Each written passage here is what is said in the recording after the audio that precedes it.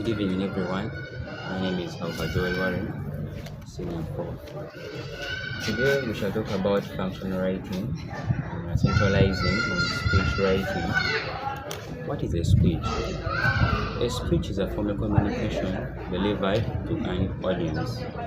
The main types of speeches, for the purpose of examination, we mainly centralize on the three types of speeches. That is to say, an ordinary or informative speech, a condolence or eulogy, and then a vote of thanks. All these speeches have the same format. These speeches must have a title, observation of the protocol, salutation, self-introduction, introduction of the topic or subject, and then the body, conclusion as the last of the format. Now, we shall mainly centralize on a condolence speech. Now, a condolence speech, as I've said, all speeches must have a title. So, in the title, under a condolence speech, you must mention the type of speech you're giving, the speaker, the occasion, the venue, and then the date. So, for example, this question of ours, one of your friends lost a brother who accidentally fell in a tank full of water. It happened that you knew his brother very well.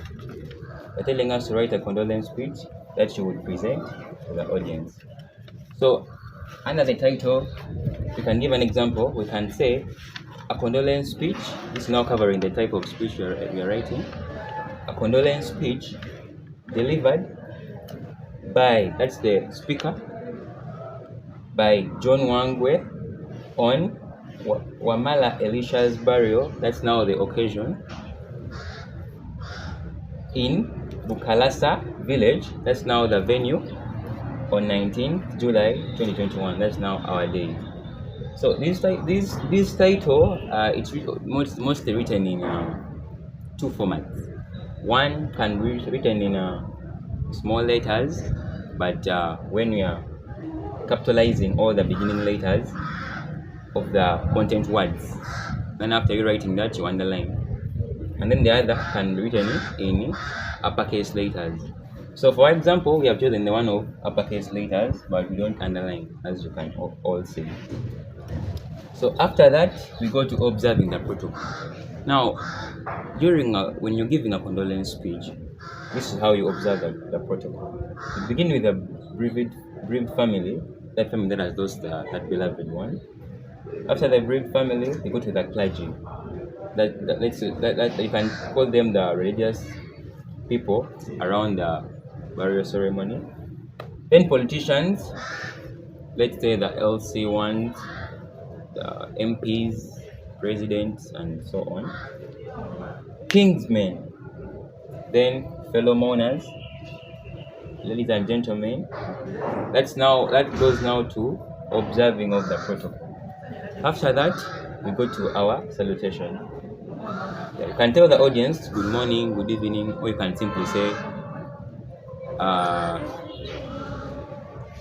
maybe you can simply say, I greet you all in the name of our Almighty God or Allah. So after our salutation, we go to self-introduction, whereby you must tell the audience your name, the title you hold, and where you're from. So in our example, you have told us that you are a friend to that person who lost a brother. So in this case, you will tell them your name, the title, in case you hold one. Let's say you're a prefect, you've been sent to give a condolence speech on behalf of the school. So you can give them the title of a head prefect. Then where you're from. In this case, you're from the school, so you tell them that I'm from such and such a school. So after the self-introduction, you come to topic introduction or subject introduction. Now here, you must tell them why you've come and why what are you going to talk about. So in this case, you're talking about a condolence speech. So you tell the audience that maybe, for example, you can tell them, I've come to bid farewell to our lost, our beloved one who died. You can also tell them how he came about, I mean, how he died. In this case, this example, they're telling us that a brother fell in a tank full of water and died. So you can tell them, you can tell the audience that this brother died after him falling in a tank full of water. Yeah. So after the introduction of the topic, you can come to the body. Now the body, you may talk about the relationship between the speaker, you, and the deceased. For example, here, if they have said the brother whom you knew very well. So you can say maybe he was a friend to you, a friend of yours, maybe a colleague maybe is a colleague of yours, maybe in the field of sports. Yeah, you can give the relationship. Then you can come to the attributes or the positive contributions of the deceased. Talk about what the deceased contributed. Positive ones. Don't talk about the negative ones.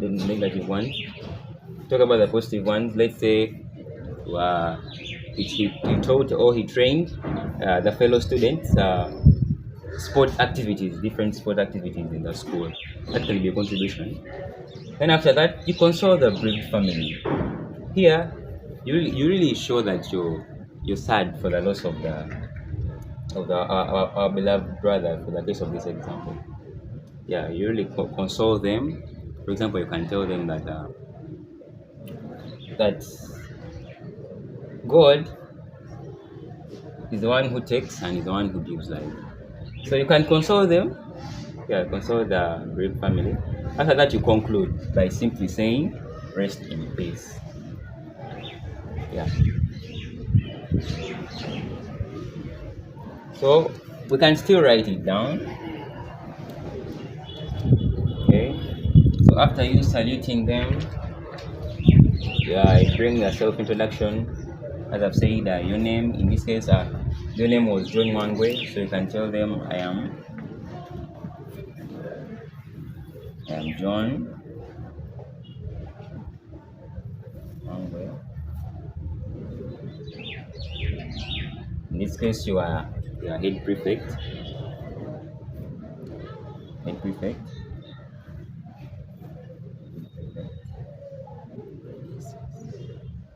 Of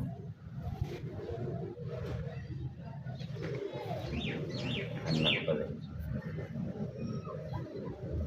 So this alone has covered all these: the name, the title, and where you're from. In the case of from the what? The school. So you're presenting the school as a whole. Then introduction of the topic. You can tell them, I've come to be. I'm here to console the bereaved family.